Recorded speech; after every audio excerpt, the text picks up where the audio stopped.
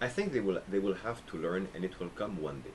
At the moment, what we notice, and I have children myself, aged three of them between 15 and 18. Oh. So I understand what you say about the younger generation not feeling very much connected. They feel like it's a thing from the memory. But and across the entire Western world, and maybe in the Asian and other civilizations too, I know that the young generation is interested in world issues like global warming or Yeah. peace or things like this or democracy. Mm. Big, huge things. And that's nothing wrong there, Mm. but the more attention that is devoted to world issues, well, the less that is devoted to national or domestic Local issues, issue. and this is normal.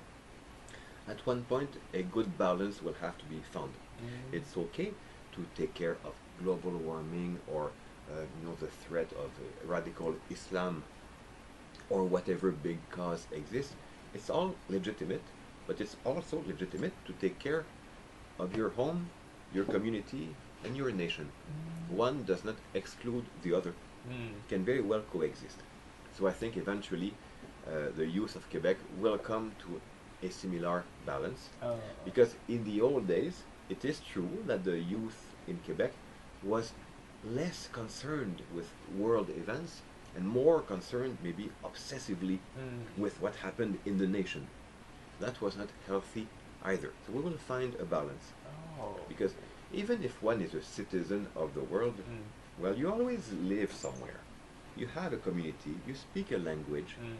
There are things that matter a lot to you and things that don't matter a lot to you. Mm. And it is normal to take care of your thing. Uh, Otherwise, the others will take care of it. uh, Essentially, as we say in English, um, we have to mind our own business, because otherwise, other people will mind ours. oh. So have your children ever asked you such Yes, they issue? have. They ask me questions about the movement for Quebec independence, Mm. because it's part of recent history, Mm. and the more they learn history at school, the more they understand. This does not mean repeating like parrots, what the people did Mm. 15 or 50 years ago. Mm. No, but it means understanding why they said that. Some of the reasons are still valid, are still legitimate. Yeah. Some of the reasons are no longer valid.